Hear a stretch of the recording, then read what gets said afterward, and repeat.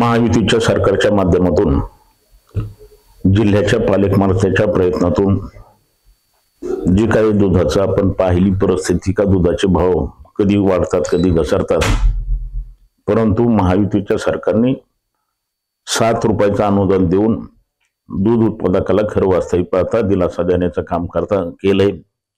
आणि विशेष करून सांगायचं म्हणलं तर विरोधक वेगळ्या प्रकारचा आरोप करण्याचा प्रयत्न करतात. ते म्हणतात का आता ही निवडणूक झाल्यानंतर हे दुधाचं अनुदान बंद होईल. असं काही कुठल्या प्रकारचं अनुदान बंद होणार नाही. त्याचं कारण असं का मी एक शेतकरी माणूस, मी दुधाच्या व्यवसायातूनच मी राजकारणामध्ये समाजकारणामध्ये आलेलो आहे. 25 वर्ष मी दुधाचा व्यवसाय केलेला आहे.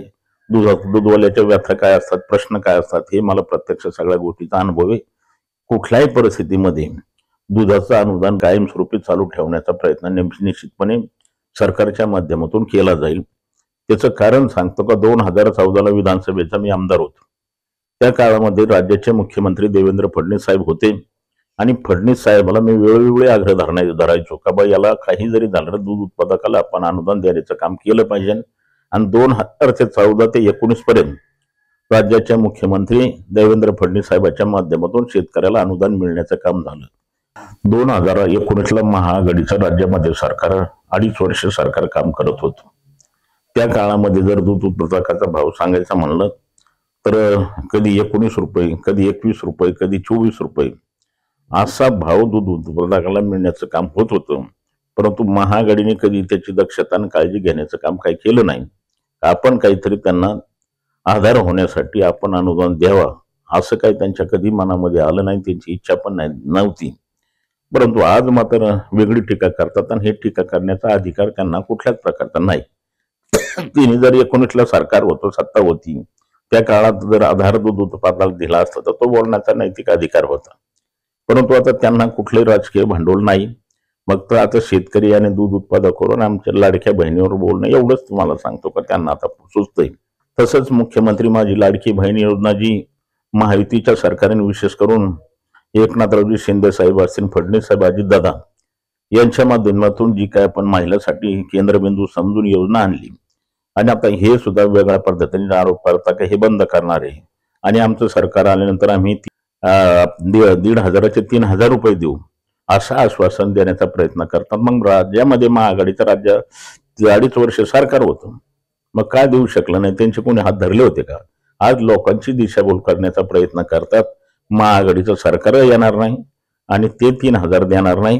परंतु राज्याच्या मुख्यमंत्र्यांनी मागच्या 15 दिवसापूर्वी घोषणा केली, जाहीर केलं का परत महायुतीचं सरकार आल्यानंतर 1,500 आणि ते निश्चितपणे देतील आणि अंमलबजावणी सुद्धा होईल याची खात्री, आणि ती कुठल्याही परिस्थितीमध्ये बंद होणार नाही ही मी खात्रीशीर आणि विश्वासाने महायुतीचा उमेदवार म्हणून आपल्याला सांगू इच्छितो. या लाडक्या बहिणीची जी काही योजना आणली तशीच दुधाच्या अनुदानाच्या बाबतीत सुद्धा ही योजना कायमस्वरूपी चालू ठेवण्याचं काम निश्चितपणे होईल आणि मी नेहमीच सरकारला याच्या बाबतीत आग्रही भूमिका घेण्याचं काम निश्चित करेल. महायुतीच्या काळामध्ये आपल्याला माहिती म्हणून सांगतो, सरकार आलेच लगेचच तुम्हाला सांगतो का त्यांना 35 रुपयाचा भाव आणि 7 रुपयाचं अनुदान देण्याचा निर्णय घेतला आहे आणि प्रत्यक्षात त्या निर्णयाची अंमलबजावणी सुद्धा झाली.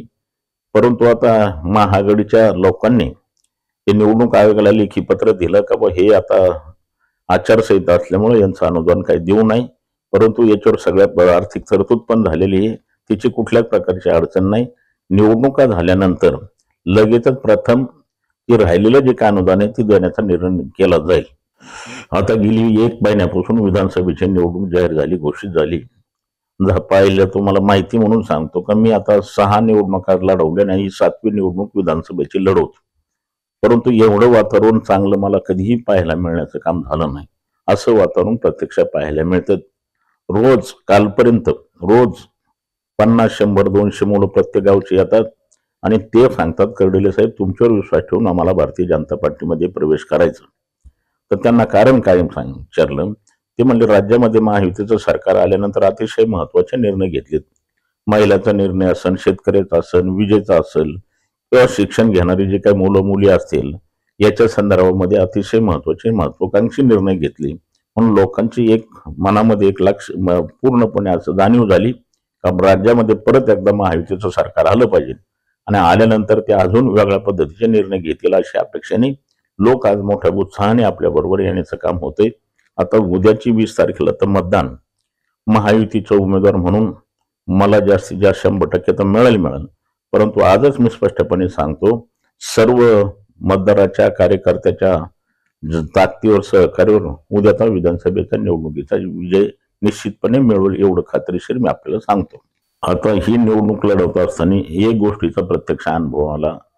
तनपुरे परिवार नेहमीच सांगतो की आमचं सुसंस्कृत आम्ही येतो आणि आमच्यावर वेगळ्या पद्धतीचा आरोप करण्याचा प्रयत्न करतात. पण काल मीडियाच्या माध्यमातून आपण प्रत्यक्ष पाहिलंय, ऐकलंय का त्यांना ह्या वयामध्ये ही भाषा बोलणं किंवा अशा पद्धतीने धमकवणं ही गोष्ट योग्य नाही.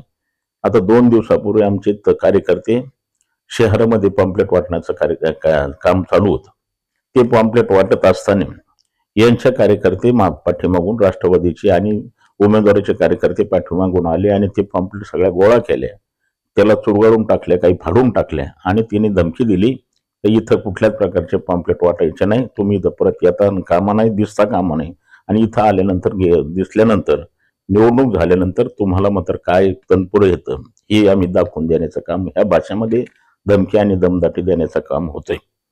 मग एका बाजूने ते म्हणतात काय आम्ही सुसंस्कृत आहे, दुसऱ्या बाजूने आम्हाला गुंड म्हणून आरोप करण्याचा प्रयत्न होतोय.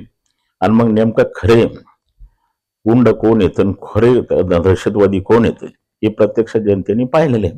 आता उद्याच्या निवडणुकीमध्ये जनतेने हे ठरवा काय करायचं काय नाही, जनतेच्या हातामध्ये. मला एवढ्या वेळेला संधी द्या, तुमच्या कुठल्याच प्रकारच्या विश्वासाला तडा जाणार नाही आणि विकास काय असतो हे मात्र तुम्हाला निश्चितपणे राहुरीनगर पाथर्डी मतदारसंघाच्या जनतेला दाखवून देण्याचा प्रयत्न 100% केला जाईल. मी एक सर्वसामान्य कुटुंबातून आलेलो आहे, एक शेतकरी कुटुंबातलं आहे. मला काही कुठल्या प्रकारचा राजकीय वारसा नाही.